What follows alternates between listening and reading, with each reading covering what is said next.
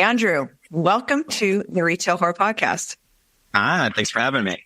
I'm so excited. Well, for two reasons. One, you are friends with my old next door neighbor, and we went to a barbecue or a birthday party for Brooklyn, and I had just started the podcast, and I was like, I would love you guys to come on the podcast, and you were like, oh, thanks so much, we're really busy, and totally forgot about it. And then you had DM'd me about something, and I'm looking at the store, and it's like, it's not your Instagram is not the name of your store, Curious. And so I'm all of a sudden, I'm like, oh my God, wait a minute.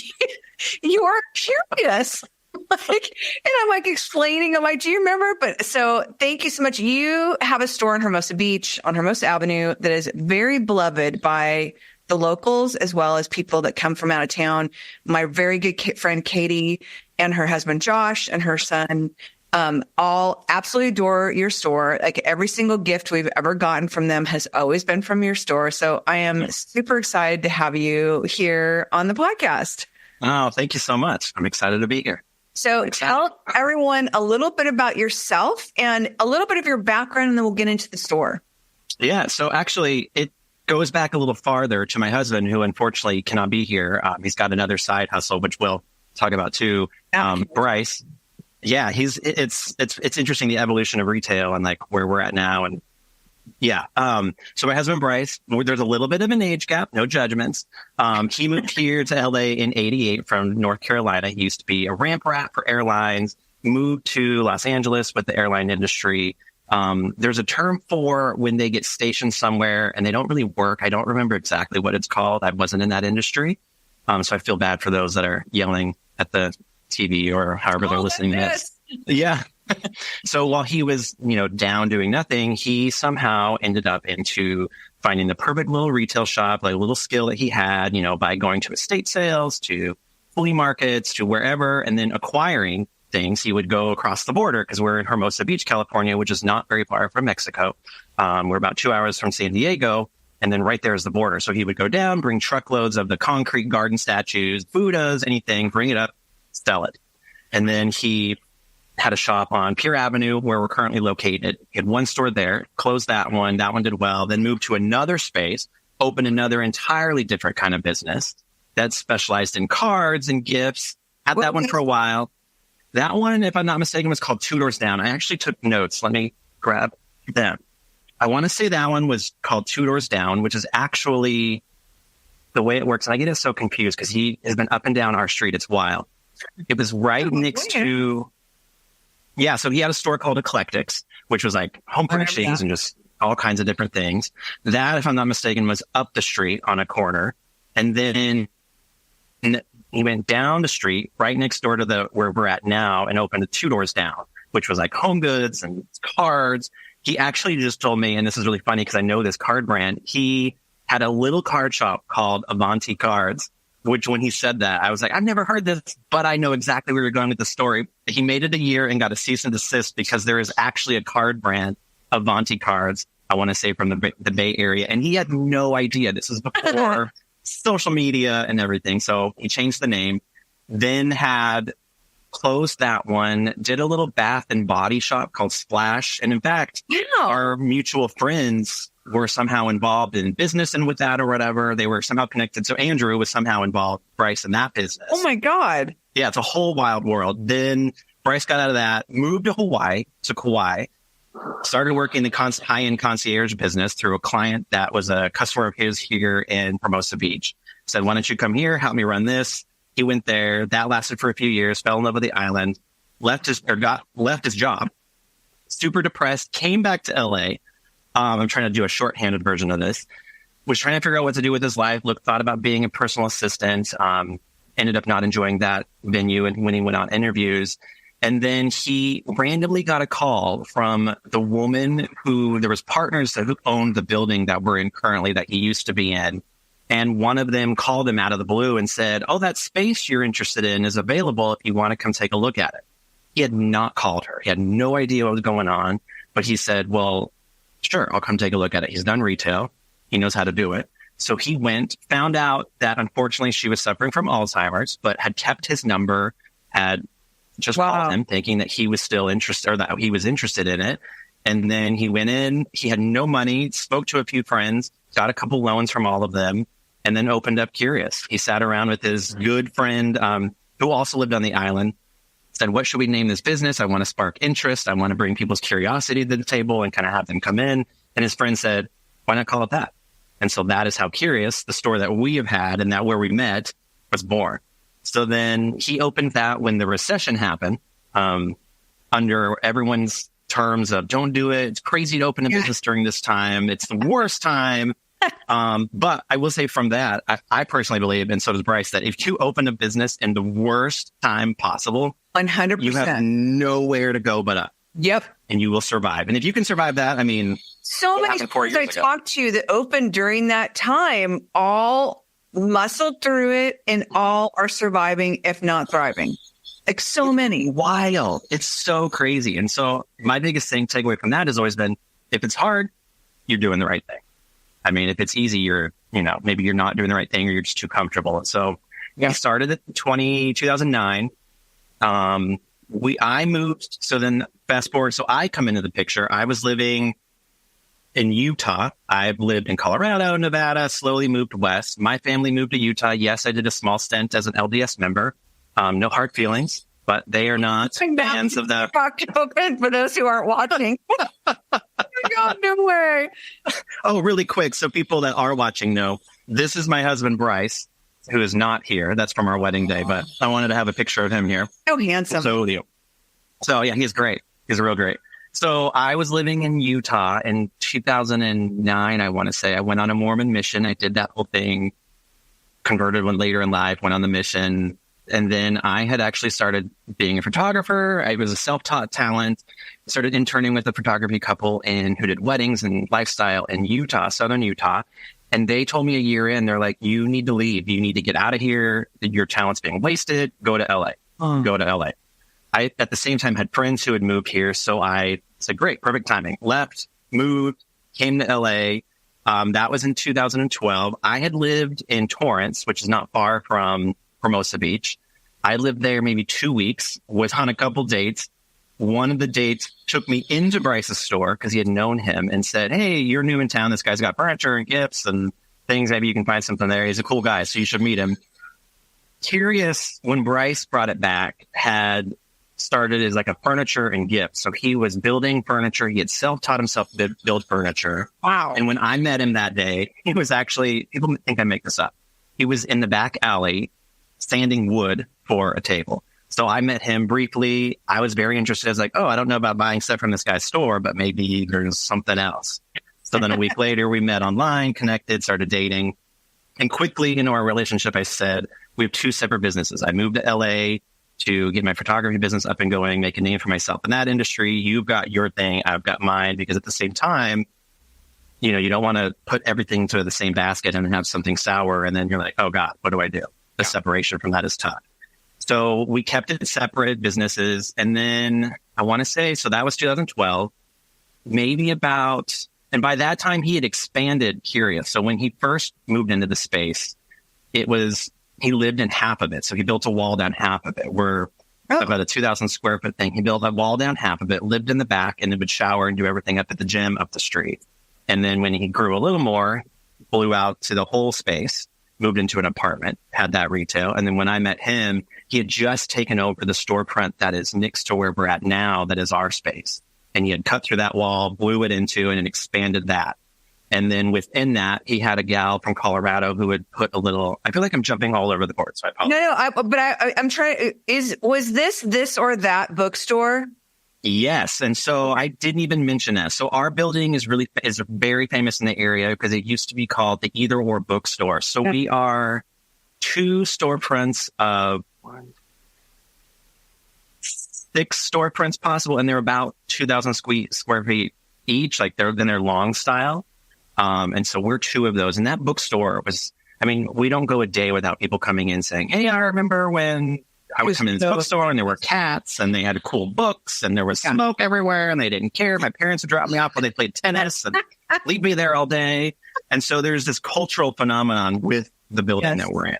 which ties into used to be super hippy dippy. Like Yeah. I grew up in Manhattan Beach, and Manhattan Beach was not hippy dippy. It was always like Manhattan Beach was very, I don't know. I don't even know how to explain it, but compared to Hermosa, Hermosa was always like hippy dippy. It had rock stores. It was the original apartments, and it still very much has not, like Manhattan Beach has become Beverly Hills of the beach, for those who don't know. And it is part of the reason why I moved out of California, because of the entitlement and the impatience. And it's, places change. They're all going to, it's a beautiful beach community.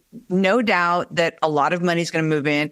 But Hermosa's done a really good job of staying very close to what Hermosa is. It still has a lot of the original buildings. And that's one of the things that's is so near and dear, I feel like, to beach communities, is those original old beach houses. And there's very, very, very few left in Manhattan Beach. They are giant McMansions now. I mean, and it's... Hermosa, a lot of the old storefronts are still the original. There's a couple new buildings, but most of them are the old storefronts. Like yours is one of the originals. And if you go down, is it Hermosa Avenue? Wait, you're right. Hermosa Avenue has a lot of the old original facades. And so there's something very like that bookstore was very much part of that whole hippy dippy. Yeah. Rock store kind of vibe Hermosa was, and it still kind of is. Yeah, no, it's so cool to see that cultural phenomenon, and Hermosa has, like you're saying, kept its energy and its vibe of that kind of hippy dippy. It still is true today, and it brings people. I mean, people will come and say, like I was saying, they're like, "Oh, my mom left me here when she would go play tennis, and she'd be gone 8 hours."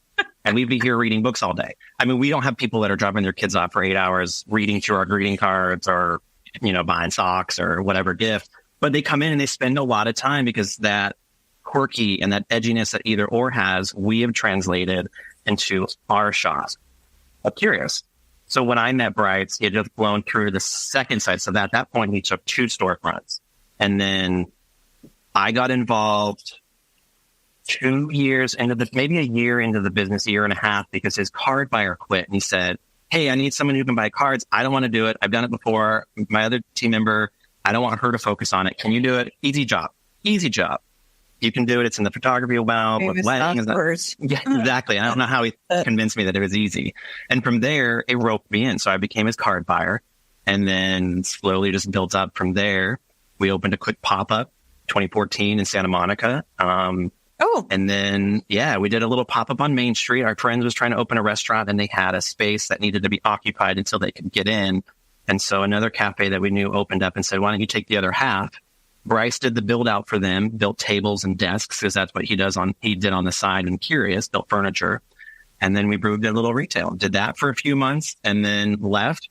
2017, we had a chance to open a location on the island of Kauai, which Kauai is dear to our hearts. We spend the summers there.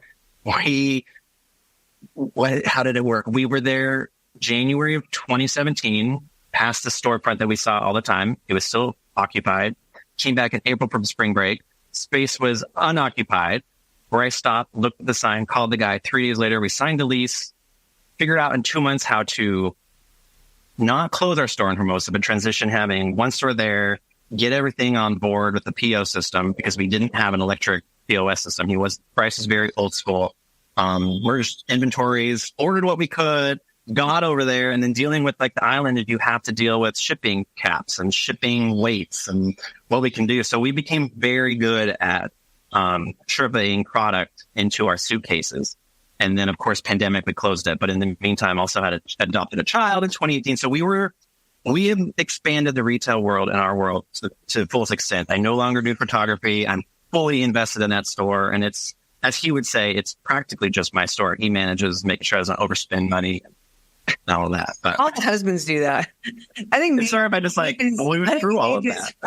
Husband also is the money guy and tells him when he's not allowed to buy anymore. Right. Well, I hope his husband hasn't figured out that you can put your credit card on an Apple device, because you can just go and still order at showrooms with you. No, just kidding. It's very easy. That whole Apple thing, I'm like, oh my God, that makes it too easy. Like, I want that back. Click. I'm like, oh my. There's so much to unpack right now. I'm sorry. Figure out. Well, when I want to go back to when Bryce was opening these other stores. Why would he decide to close them and move on to another one? Was it boredom? Was it, was it? I think like there, and I don't know that I do wish he had been here because there's parts of it that I don't fully understand. I think some of it was boredom. One of them was just, he did have some business partners and it was just maybe not a great match. And so he got bought out and he left. I think it really does come down to where it was just boredom and trying something new.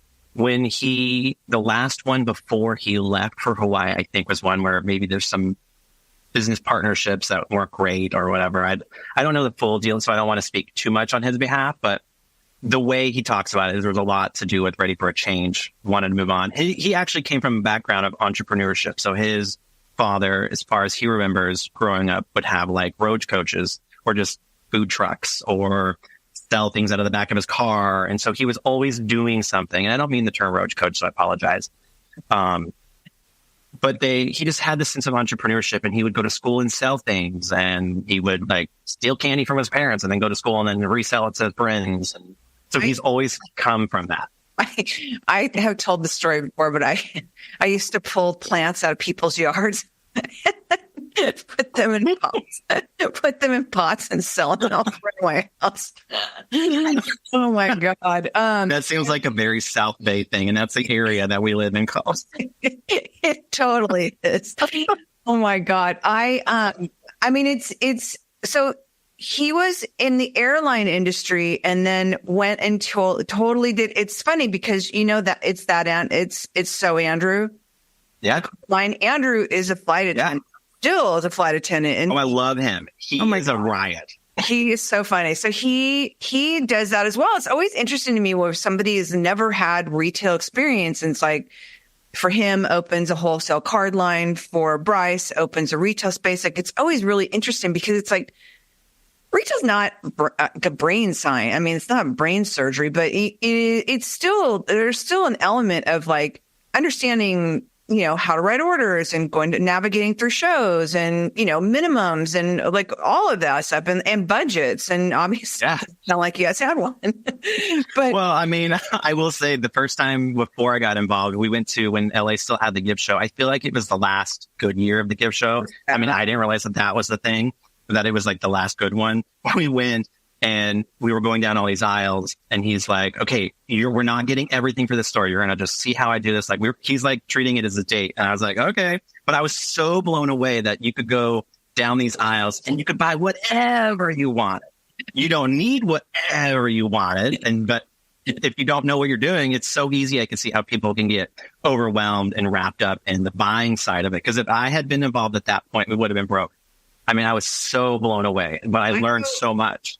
I go with Dave and I'm like, you're not allowed to do this with me anymore. Cause he's a contractor. So he gets like, so like wrapped up in like, oh, do you see how they built that? Or like, did you see the corner on that? It's like, not even miter. I'm like, okay, we're not looking at furniture. Number one, like stay with the, and then he'll like random shit that has nothing to do with anything. Like, isn't that like, what about this? Like, what about it? Like, where did it come on? Like, what do you,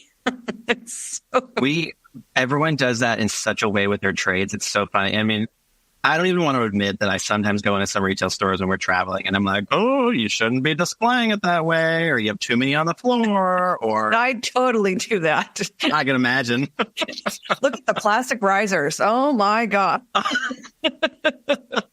That is like, and it's like funny because I'm going totally offline now, but when my friend Susan, we work both in retail and in wholesale, and she moved to a totally different city in Savannah from Seattle. In Seattle, she was working for Matt for Fine Lines in the Seattle Mart as well as Kina.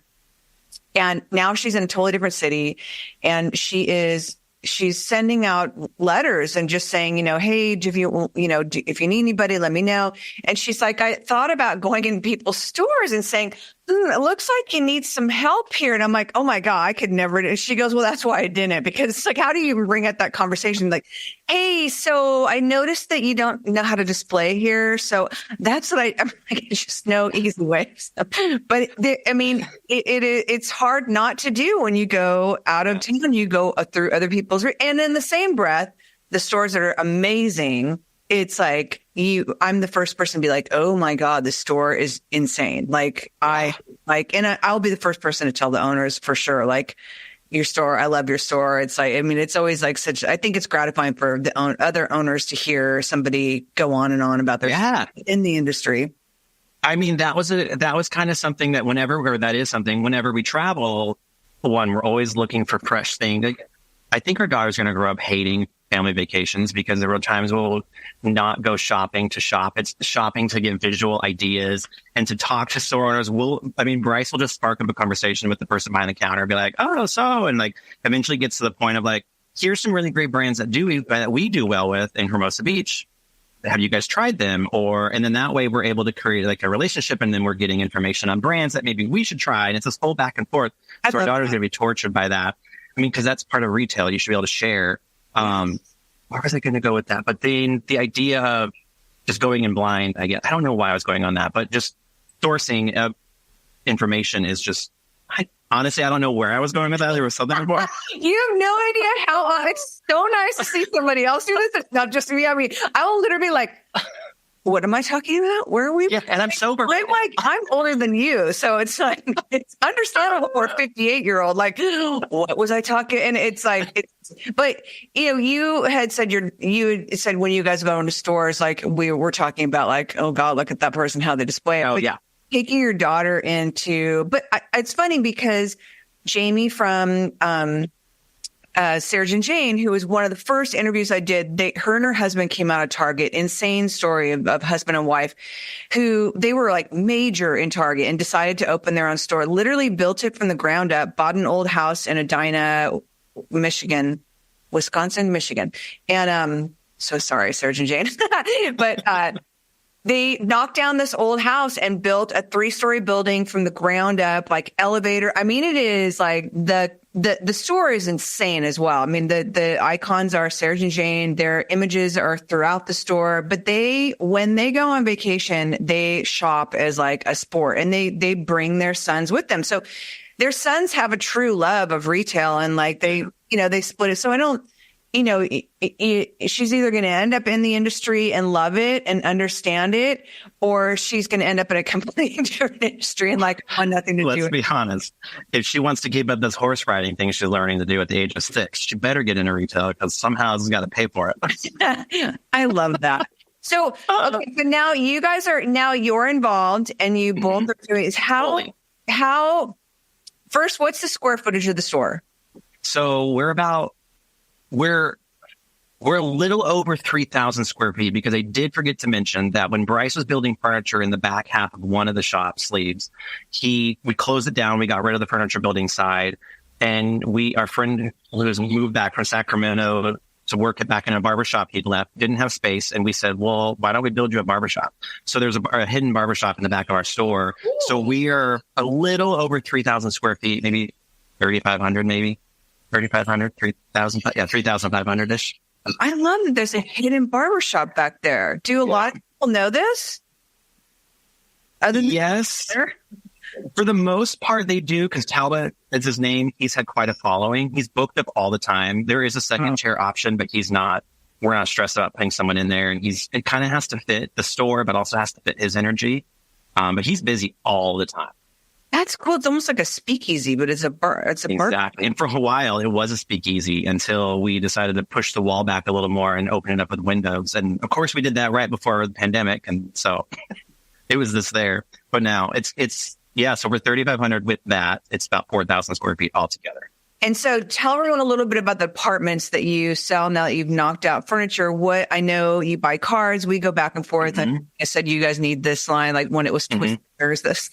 Oh, I already have it. It just showed up last week, and it's like on the floor. It just cracks me up. I'm actually doing a post about it later because it just cracks me up. So tell everyone a little about what your departments are.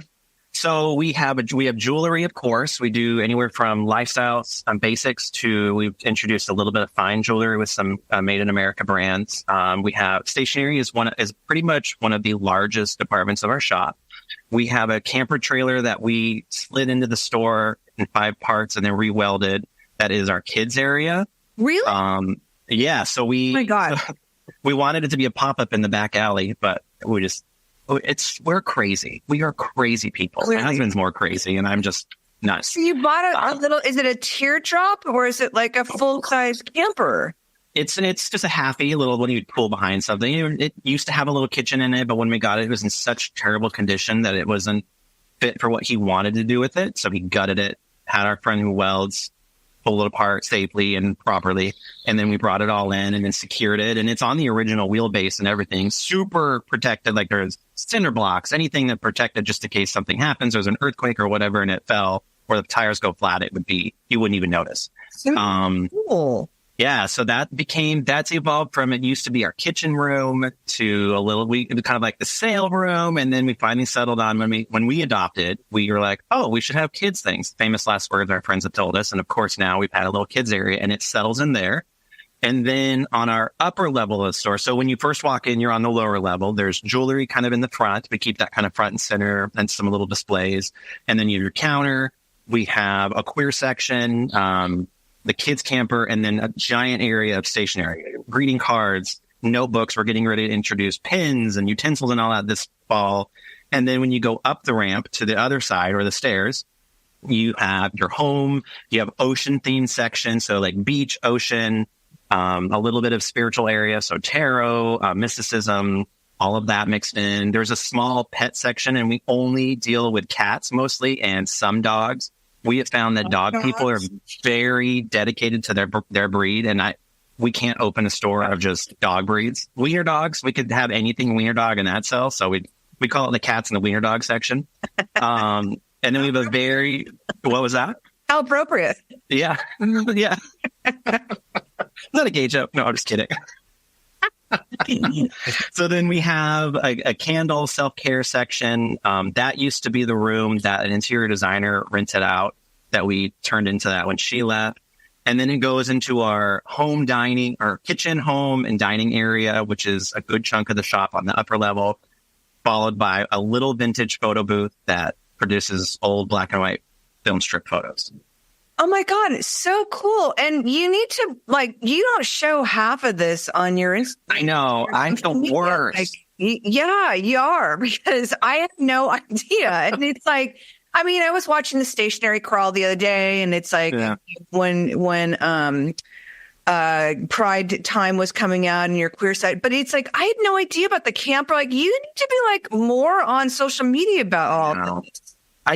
It's funny. I go back and forth, as a lot of retailers I know do, and I've heard in some of the ones you've interviewed. It's such a committed thing in and out, and I'll be dedicated. I'll sign up for those, plan out your schedules, and you'll schedule it out for weeks, and then it falls off the wagon. And then so sometimes I'm I'll go crazy, and for a week or two I'll be post, and then it just stops.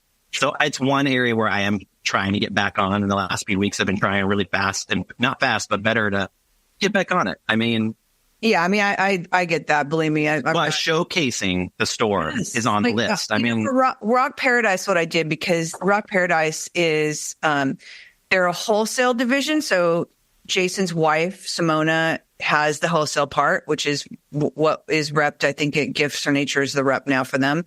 And then Jason has the store, and they're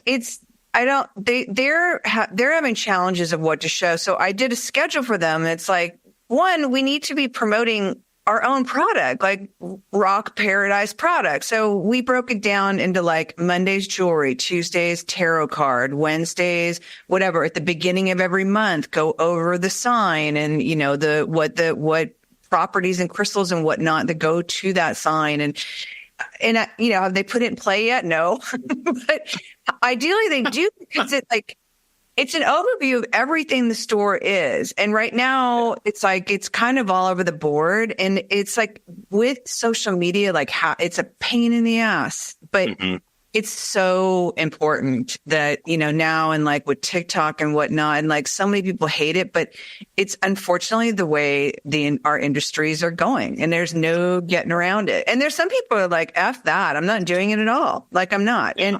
And I, like Sarah from Occasion Net was like, I'm not appeasing the algorithms of Instagram is what she says. So yeah. It was like a pushback on it. But by far and large, I think most people, especially for people to find you and don't know what you do and don't know what your store looks like, and to kind of gain that traction. And I always think so. Rob Harris, the same thing. It's, I think do better.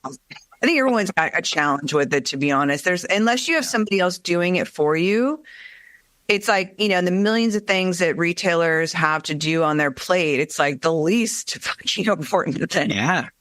Well, and it's that Bryce, my husband, pointed out that he goes, one thing that the big thing about The Curious has always been is that we're local focused. We're a neighborhood store. Yes, we are, reaching to greater Los Angeles as much as we can, or the tourism that comes in, but we are local focused. And then I've somehow come in, and our social media used to be better. I mean, that was like my favorite thing to do. We had a former manager who she pushed back. I think that gave me reason to push forward just because it just drove her crazy.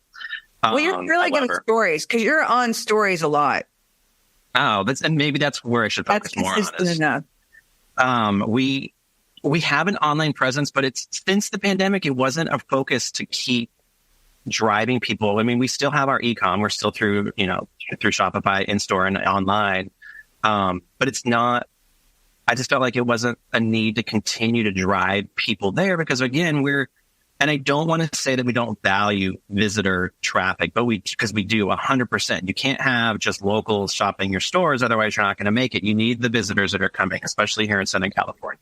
But our focus is the local clientele, the local reach, the neighborhoods, because these little beach communities, as you mentioned earlier, are kind of like changing, and they're evolving into just different types than they are now, or they were. And so with Hermosa being hunky and still, hippy dippy, we still want to keep that, but I do see the value in expanding and growing. And yeah, I guess I think I didn't mean to shame you. I'm sorry.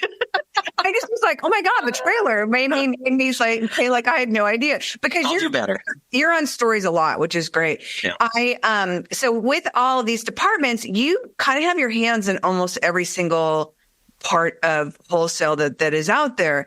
Yeah. And I think what a lot of people in smaller communities like Hermosa, Manhattan, any small community, everyone's vying for the same amazing lines. How challenging has that been? Because you're on a street with a lot of people. You've got some great stores near you, and you guys are all a community of retailers that are all, for the most part, friends. Like because I can tell you when I was at Fred's, and this is back in the day when the shows, like the gift shows in California, were like at the height that like the convention center was going on the same time as the LA Mart was going on. And there was like shuttles going back and forth. And I know people that only know the Mart now, that what it is now, are like, what?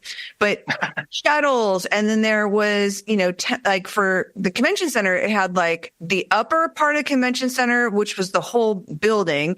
And then down below had Kentia Hall, which was massive. Like every single floor in that Mart was full. And I remember going to the show because I had Zero Minus Plus to contend with. I forget what other gift store, Single Fun had gifts as well.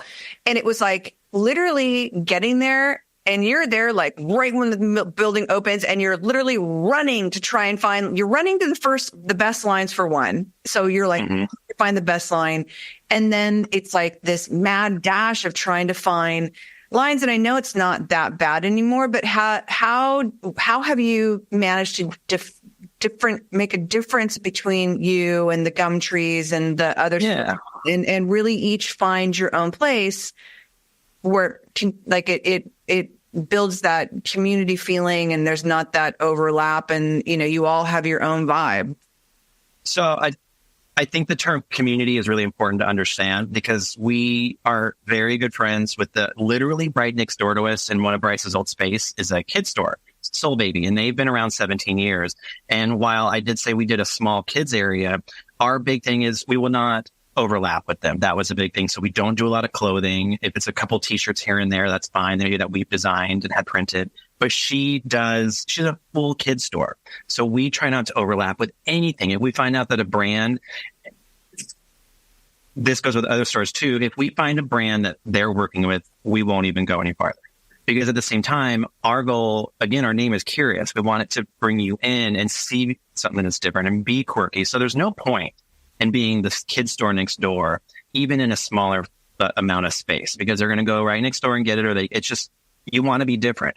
So then with our other good friend up the street, we're great friends with them. We had dinner with them last week, the Gumtree folks. They have a very different aesthetic than us. And for us to even try to be like that would just be doing a disservice to us and the community. There are a few retailers that are new that are popping up. And I'm seeing this in some communities where, and this is just my assumption and my guess, so I don't want to get too much slack on this, but retail is not an easy game. I mean, going back to when I went to the first trade show with my husband, it was before he's my husband. It was just like, oh my God, this is great. You can buy everything you want and have it in your store, but you have to edit down to you as a person. I'm a big believer, and I know this is really controversial, that if I like it a lot and I would buy it, I want it for the store. One, and I know a lot of people say that that's not the rate. You shouldn't shop that way. But for me, we're in that store every day, and that means I don't have to take it home. I can enjoy it there for a little bit, and I can curate a weird, whimsical, quirky, like lifestyle brand, and someone else can enjoy it in their home and kind of enjoy a little bit of quirkiness. So if we're buying the same things that other people are having, it just does a disservice to us. And there are actually times where we'll be at the shows, and one of my good reps at Fine Lines, Denise, I'll say, does so-and-so have this? Has so-and-so already seen this line? Because maybe it's better for them, or maybe it's good for us. If they've got it already, then great, we'll move on. Maybe it's a large. So like Patty Wax is a very big candle line, and we actually carry 2 SKUs or styles out of their brand. But our good friend up the street, she carries most of it. So we ask her, we just say, hey, we have part of this brand? I mean, having a conversation within your community is really important. Yeah. It's frustrating when you have new stores that are opening up that are saying, well, you have it, I want it. Well, why do you want it? Just because you think that that's what, I mean, you don't know the back end of that person's business. You don't know if they're struggling, if they're successful, why they have that product. Is there like a connection? Is there like a charity that they donate to, that they enjoy, that they carry that brand for? There's all these things that I think people, again, I don't want to get too much slack, but from my perception, there's a lot of people that are coming up, starting stores, that don't understand that, like, just be yourself, be different, like stand behind your brands. Don't just look for the next best thing. Easy. Yeah. It's like, it's really cute and I love it and I want it. And it's rather than going and like really sourcing out and understanding who you are as a brand and where you fit in the retail biosphere of your own community. It's like you do want to stand out. But I think a lot of times what happens is it's, I hate to say it, but there's a lot of times where it's like it's a hobby. It's like I mean, that's the part of retail that's hard, is that it's people aren't in it for the long term and for the community and for and the people that are really respect it and understand it. But I think it's really important that having those conversations with your neighbors, or, I mean, it's hard because retail, and I say this all the time, and this is why I think the Boutique Hub has done such a good job with community over competition. And people get super weird about,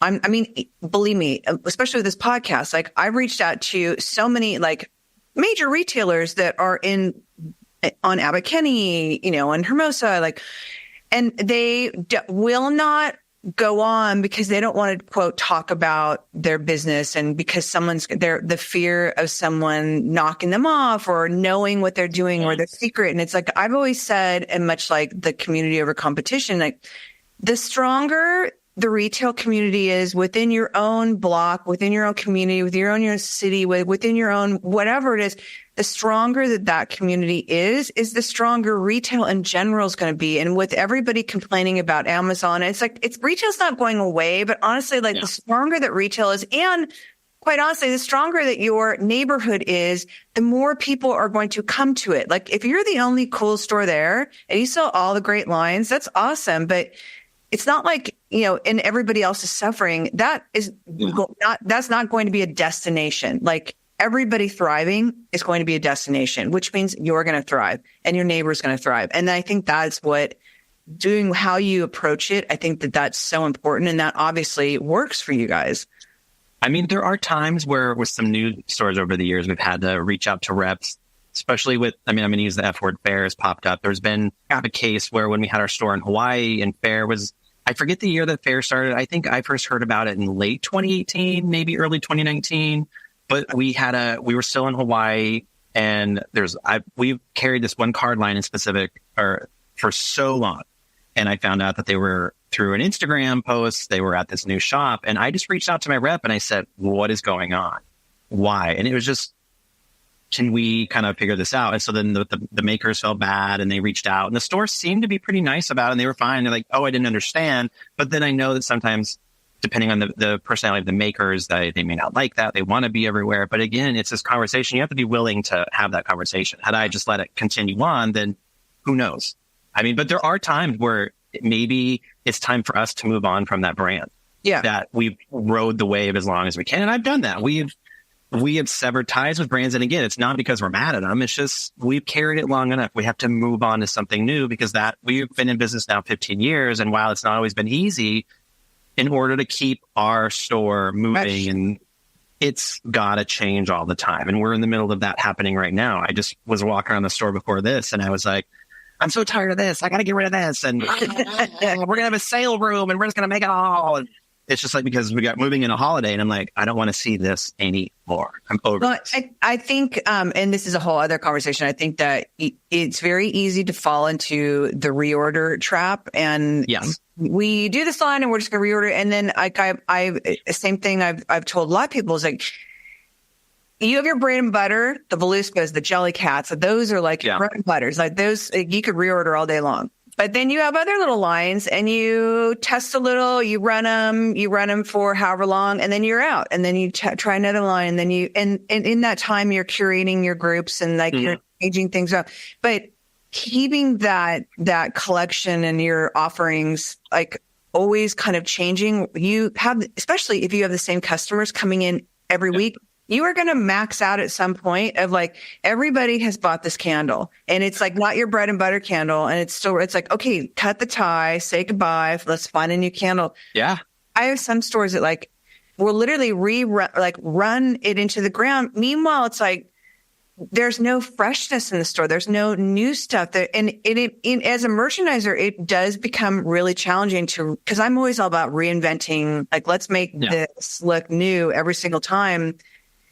And there's a challenge where it's like, it doesn't look new anymore. And like, because there's nothing new, and I don't know how I max out on how many ways I can show it. And it's, so I understand that part. And I think keeping it fresh for your regular customers is so important, and always something new to find, that curious moment of like, there's always something new here.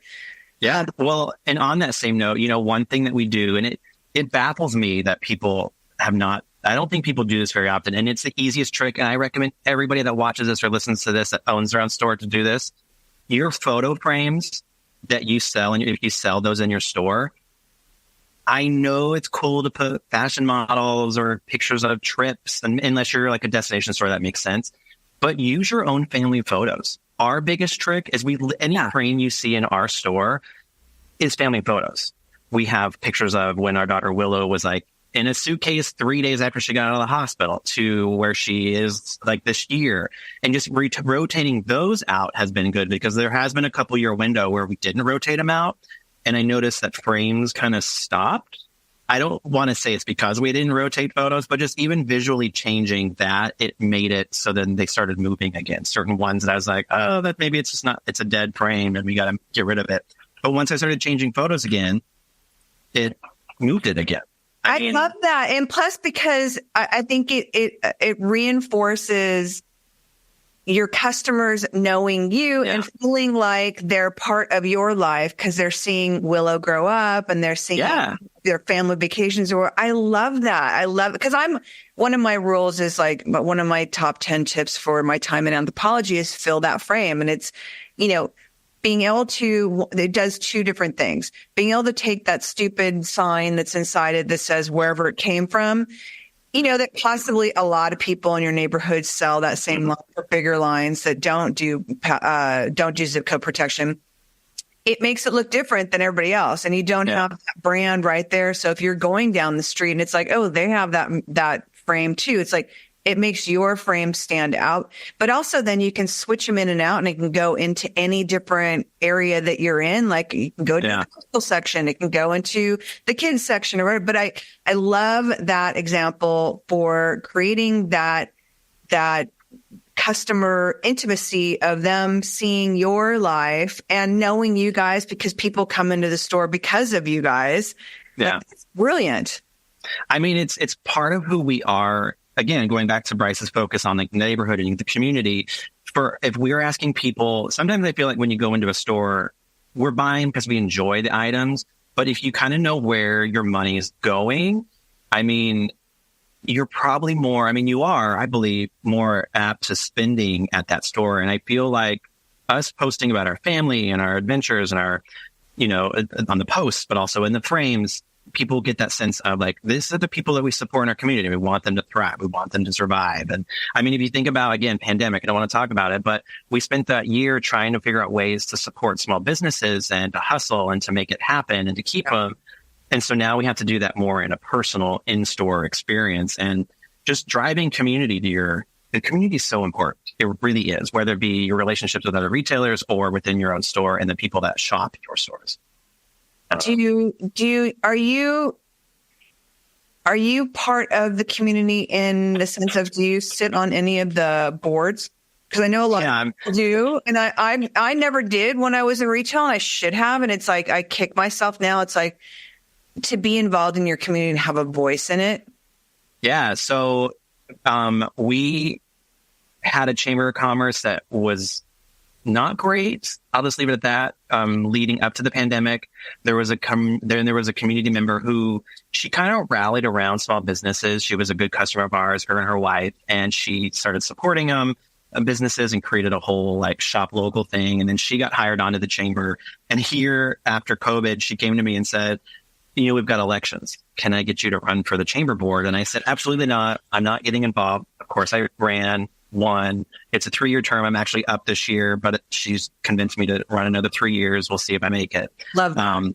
But it's been key because the chamber has shifted and we're getting fresh voices, because before it was just a lot of the same people. And while they had great insight, it's good to get that insight shift happening and with different businesses in town or different stakeholders or members. And so I do try to get involved. Bryce does not want to be involved. He says, this is not where I want to be anymore.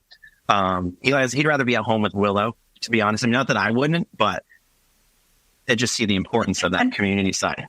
I love that, because a lot of people I've talked to are very involved in the community and have voice, and it has helped immensely when it comes to whether it's construction or driving businesses to downtown areas. And it's really interesting to hear, but it's something that is so foreign to me, because when I was at Fred Siegel, like, I don't think any of us were on any of the community boards, or I may be wrong. So it's a long time ago, but I certainly was not. I was too wrapped up in my own world.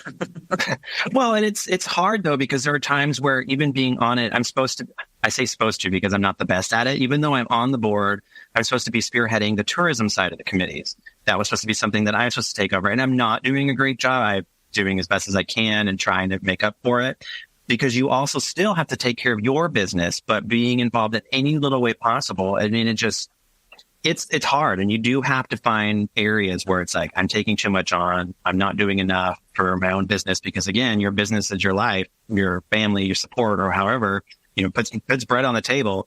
But you do need that connection with your community and your city leaders, because they understand that every day, they don't understand what a business means. So I've been able to be on calls with city managers that they didn't know there were certain struggles going on with, like, why they were scheduling construction on certain times of the year to block roads. Well, don't do it at this time of the year because it's the quietest. We need business. How the fuck did That's really a whole other conversation that I don't want Right? to get in trouble. But I will say, being involved in the community more, I do have to edit myself a little bit. I'm not the best at editing, but I try. I don't have an outro anymore. I wasn't able to edit. I have to ask you, I had to check and see what time it is right now. So Oh yeah.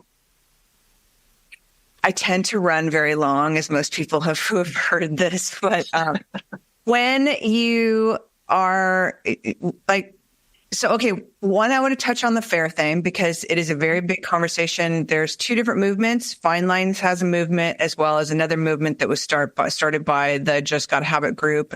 But it's basically reps are local too. It is the importance of having going through your rep. I mean, I believe there's a place for fair because it's easy to shop. There's new stuff, new makers, super small, don't have the money.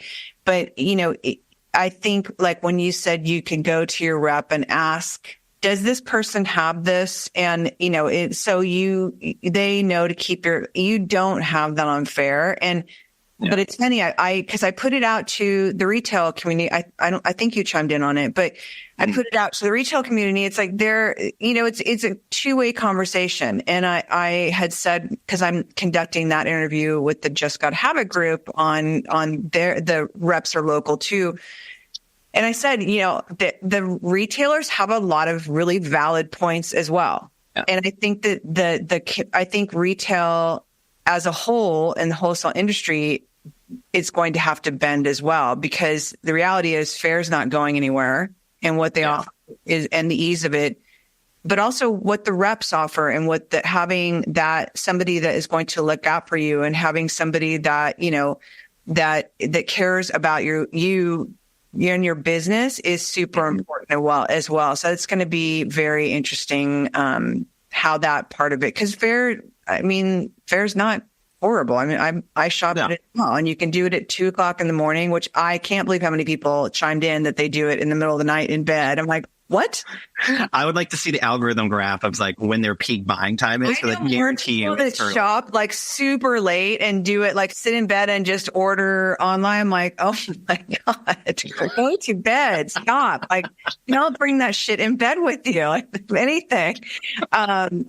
Okay, so because you have your hands in all these different, we just came out of the show season, which shows did you do? 0. Wow. I did a couple fairs, but I did reorders with my reps before the show started, like a week or two before, the ones that I could meet with, because we were going out of town. Summer's tough for us because we usually spend the month of July, maybe part of August, in Kauai.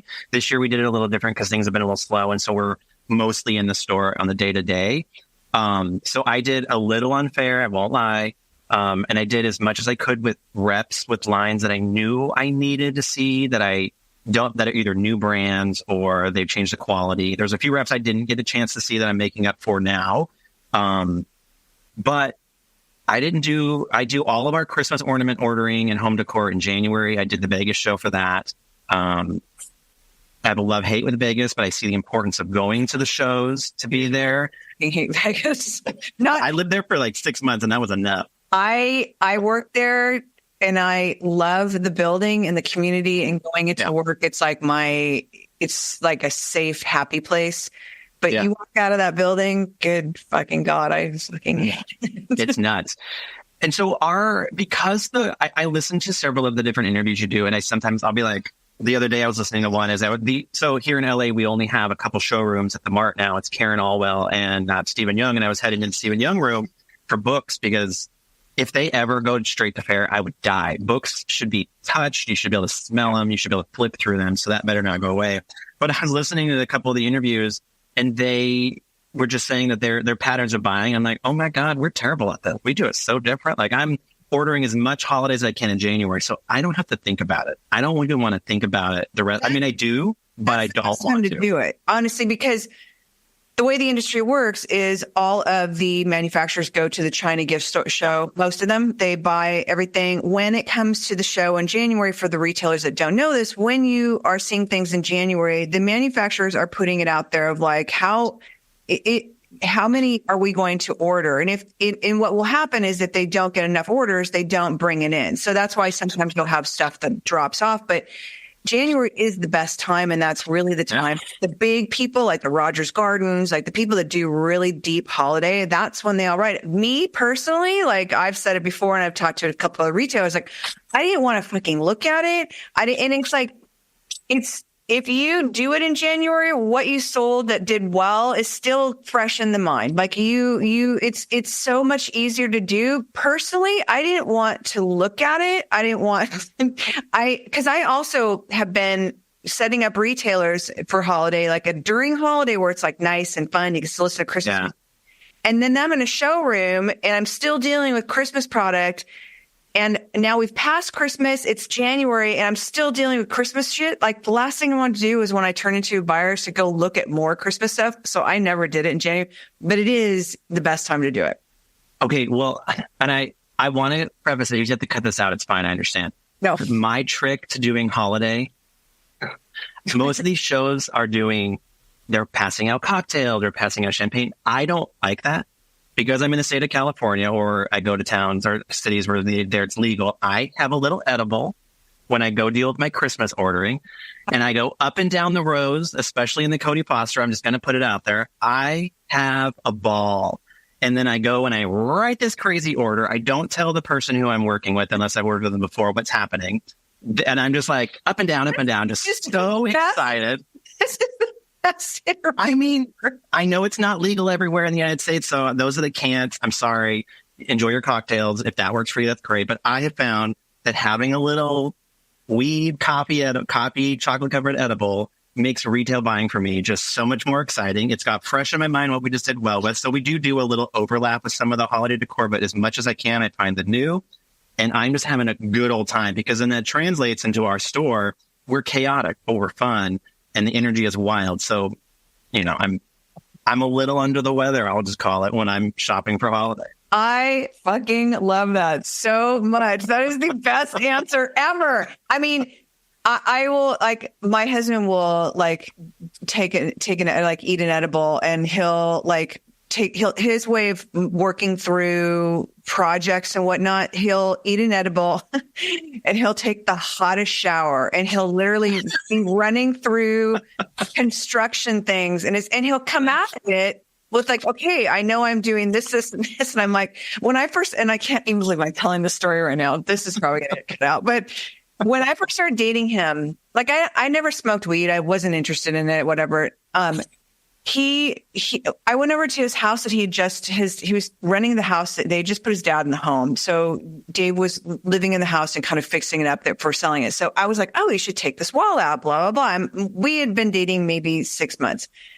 I knew he smoked weed. I didn't know how much, or even ate edible, whatever. So I come back 2 weeks later. He's like, babe, let me show you what I did. I'm like, okay. And he's like, I started this morning. And he's like, look, I took the wall out. I'm like, oh my God, amazing. And he's like, and then I framed it out, and then I mudded it, and then I painted. I'm like, what? And he's like, no, there's more. Come out to the back. I cut down all the bushes and I leaned. I'm like, you are the goddamn stone person I've ever met. Like, what? And I didn't know, because I don't smoke weed, but I didn't know there's two different kinds. There's indica and there's sativa. And sativa is like, apparently you are the most fucking productive person. You are like focused. You are like on fire. I had no idea. Yeah. I mean, truth be told, I like to merchandise the store late at night after we put our daughter to bed. So, because we were fortunate that we live 4 blocks from our store right now. We used to live right behind it, but we have moved since then. But we'll put her to bed. I will do a little edible. I'll wait about 45 minutes, and then I'll go up to the store, and I will merchandise the shit out of that store. Oh my God, I will just sections. But then there are times where I'll look back and like, what was I thinking? And I'll have to like pull it all back and like change it out the next day. And I'm like, this is too much. So with that, I do give caution that if you shop that way at the markets where it's legal and safe, you got to have some restraint and know the strain you're using. That's also because if you don't know, then you're just it's going to be a hot mess. I only do sleep ones now. I'm always like, I should go into Planet 13, which is the best weed shop in Las Vegas. It's like truly Las Vegas. But I go in and I'm like, I don't want to get baked out of my head. I just want to sleep. Because at this age, at 58, you don't sleep anymore. Like, I don't know what it is hormone wise. Like you wake up in the middle of the night and then all of a sudden you're thinking about work and you can't go back to sleep. It's so lame. So now I'm like, I just want to sleep. Just tell me what I need to take to sleep. That's all I care about. So that's much what your mind is also racing, and so you need that calm down. For me, I sometimes need that like jolt of energy, and so I'm like, I just need something to get me going. I can't figure out what to do with this coffee table book. It doesn't go anywhere. But I take a little bit of something, and all of a sudden I'm like, oh my God, it matches with this linen. It matches with this greeting card. I'm the best ever. Oh my God. But then I always think it's still gotta be like certain symmetrical and certain counts, and it's So I'm going to now ask you, this is going long. I don't even care. So when you approach the show, you do your holiday in January. When you're doing that, do you go in with concepts that you already know? Do you kind of walk the show and get a vibe? Have you preconceived, like, I want fall to feel like this. I want holiday to feel like that. Like, how do you approach a show? And then how does it relate to, and how do you roll it out in merchandising? Yeah. So we definitely try not to have the same kind of themes, even if there is some little overlap with ornament or gift or whatever from the previous year. We try to do something fresh. So like this last year, I mean, everyone is culturally phenomenon by like Taylor Swift, but I was just like enamored with Beyonce. And so our whole holiday theme was disco. I mean, being a gay man, it was like heaven. It was like, one of those damaged products that came in that we got to keep. So it was like, we mirrorballed the hell out of our store, and that was our whole theme. And so then we kind of curated product and lines that would go within that, knowing what we had ordered. And so in January, I have no idea what I'm doing for holiday at that year. So like when I went in January, I had no clue. And honestly, we don't really know half the time until about now. I literally yesterday conceptualized, I think, the direction we're going with holiday. We're so backwards from most retailers. I understand that. But I also don't want to feel too stressed out the whole year that we have to make sure we order things at the right time. And I do a lot by the seat of my pants. It is not good for my stress levels. It is not good probably for our home life at times, but we have ideas, but we don't. I don't know if I'm really answering that properly. We don't have a full... I have some, I only do, like when I did Rock Paradises, I get my conception when I'm walking the floors. Like I'm really looking at lines, and all of a sudden it's like, oh, okay. Cause I mean, you see the same, you see, obviously mushrooms are like freaking everywhere. And then it was like gnomes were everywhere and unicorns. And so you see it kind of roll out, but like I cherry pick lines. So I would see it kind of evolve as I go.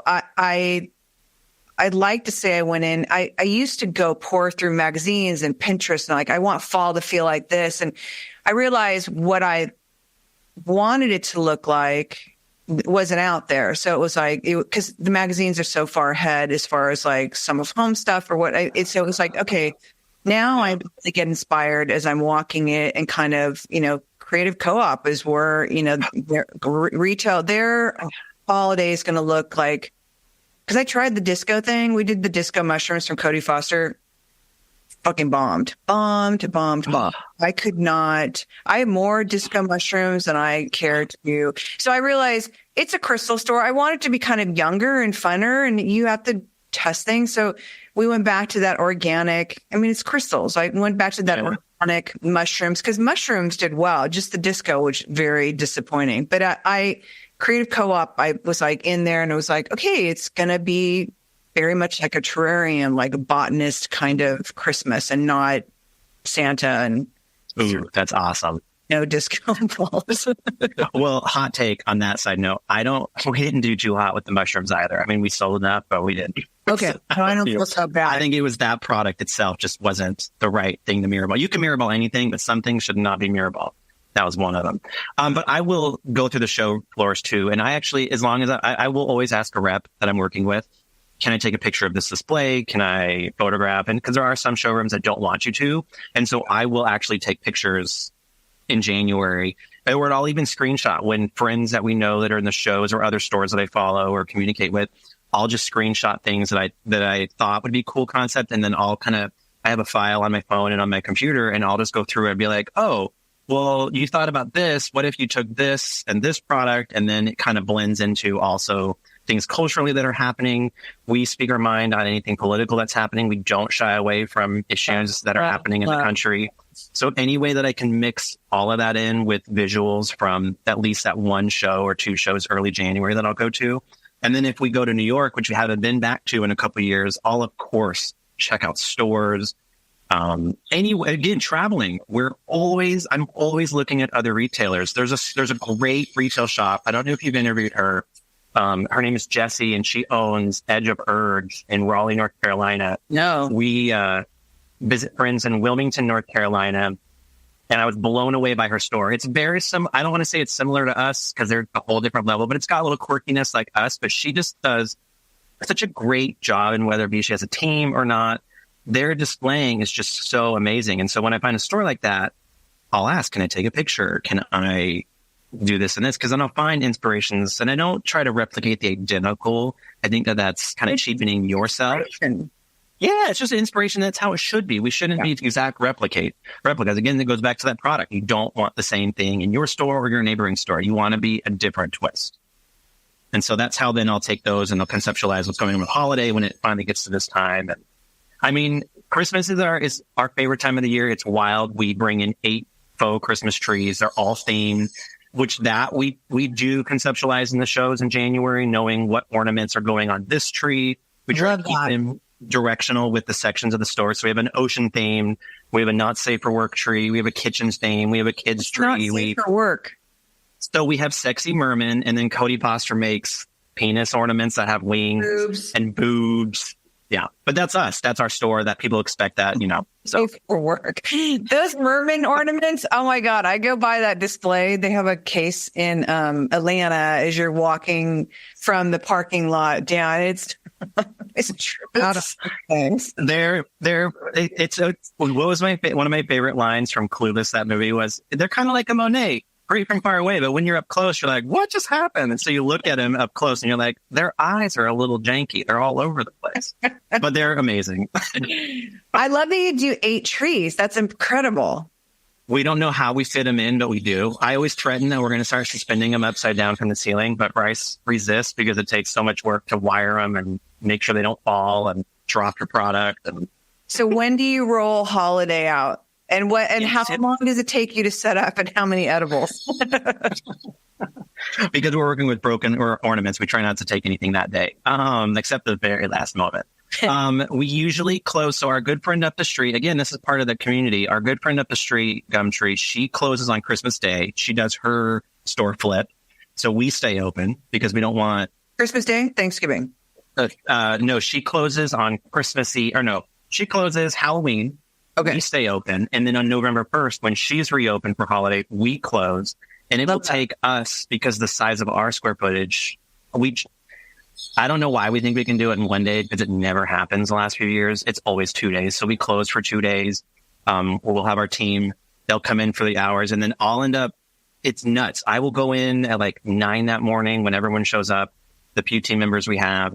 And then I'll stay till like 2 or 3 the next morning, just like powering through. I'll go home, have dinner, and we'll put Willow to bed. But then I'll go back just because we have so much. And then it shifts. And this is where I do wish I was more of a better planner. We were better planners because Bryce isn't as well.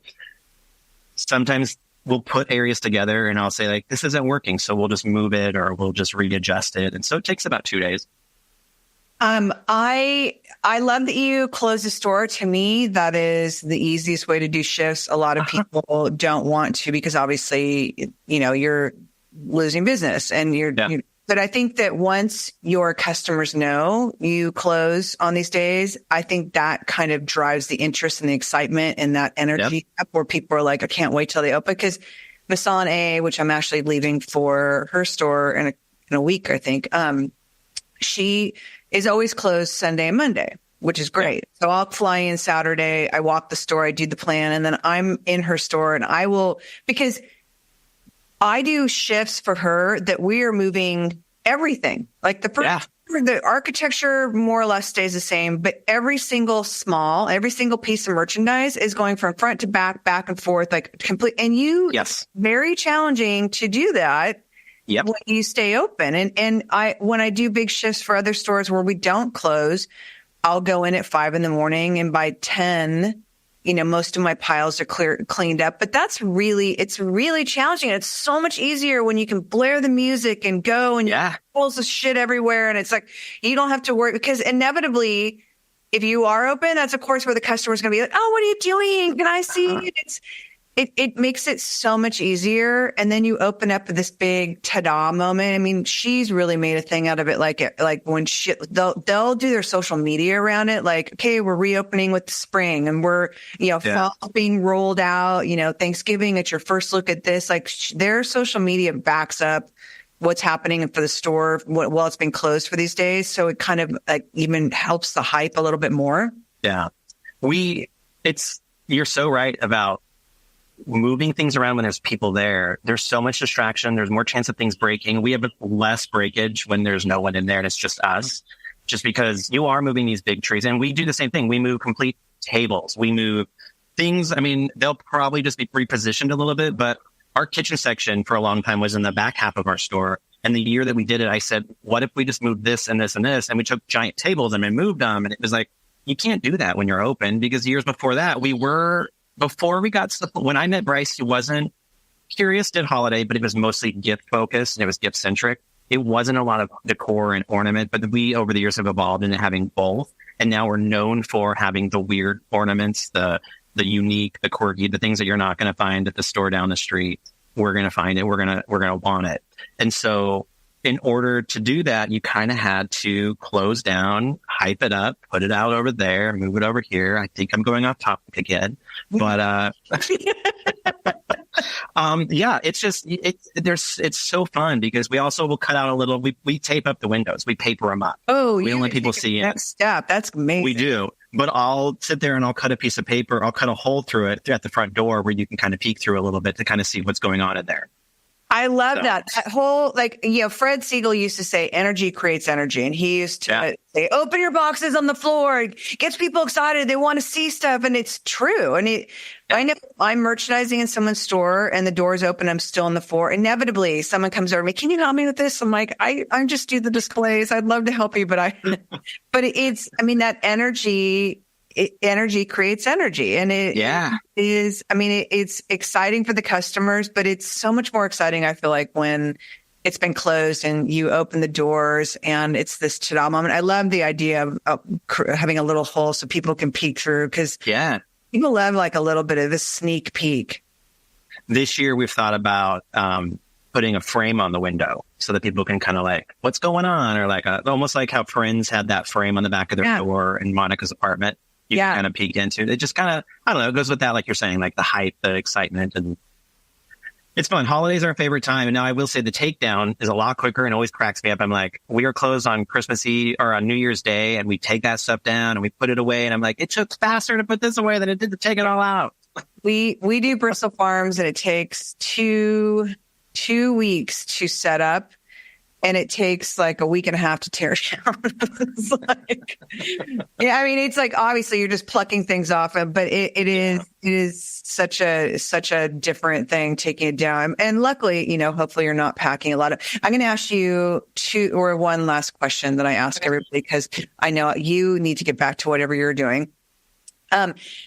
How do you stay inspired? You both have very creative jobs. You have a very creative store. Like, outside of going to other retailers, where do you find inspiration? And how do you find balance with having a young daughter and having now horseback lessons and the store and everything else?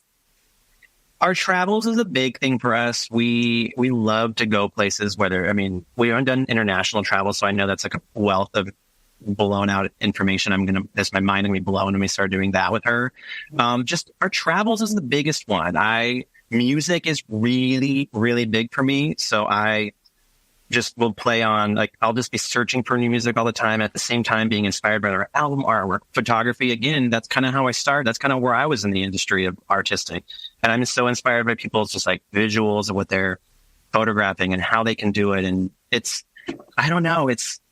There's not one set answer for us. I'm not combing through magazines. It's more like TV, movies, I'll snap pictures of sets and just, I don't know, just everything, just walking around. I mean, even for our wedding, we were hiking in Kauai, and I knew we wanted a little more plant foliage, and I was just taking pictures of plants and then trying to figure out how to recreate that concept there. I mean, just having a backlog of my own photographs, I guess, is the way to do it. So it comes down to photography for me. It is 100% photography driven and fun.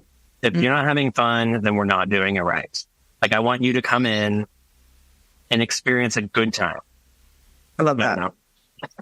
And balance. How do you find balance with everything that you have going on in the store and your dog? I will say the last few years since pandemic haven't been the best. I'm working on getting better at that. I've started getting back into a fitness program 4 days a week. That has been a huge thing, and making sure to take as much as I am in the store more now these days over just being in there and being super involved, because it's our livelihood. It's our business.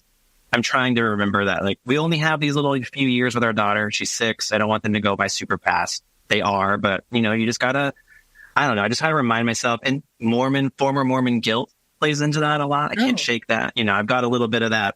Oh, if I'm here at the store till like 2 a.m, I'm missing those like sweet, precious sleep hours that I'm not watching her sleep or anything, but it's just in my mind, I'm like, I'm missing the energy, or I don't know. I just try to remember to step back as much as I can. And it's always easier said than done. But at fitness, just being healthy is so important. Yeah. And I do an extreme workout program. I think that is good. It just gets, what was that? Where are you working out? I go to Barry's. So it's high. But it drives me because it's really insane. It feels like a nightclub in there. They got the music loud. And so I find that really charges me up. My friend Chocolate Channing Tatum. You know him? Yeah, he used to be my trainer when he's so rad. He's hilarious. So great. He's so funny. When they used to have Melt on Svoboda. He was one of the trainers there, and he's fucking hilarious, but he's rad. He's a good time. And I mean, it just goes back to that community. That fitness program, to me, they're so nice. They're there to see you succeed. And that's kind of what we want people to see when they come in. They want them to find the perfect gift for their friend and their loved one. And I don't know, just exercise is so important. I feel like, especially in our world where it's go, and, this and this. Just slowing down too. I mean, now in the last few months, we've made sure to go to the pier, see the sunset with our daughter, and just go. And she loves it. Every other day she wants to go do it. And it's like amazing. We're so fortunate where we live. I know not everyone has eternal sunshine like we do, but just trying to remember that it's fleeting, even though you need to provide for your family and, one day retire, hopefully, you got to still have it. I love that. It's a perfect way to end this. Thank you so much for your time. Thank you so much for sharing your stories. You're fucking hilarious. I love this conversation so much.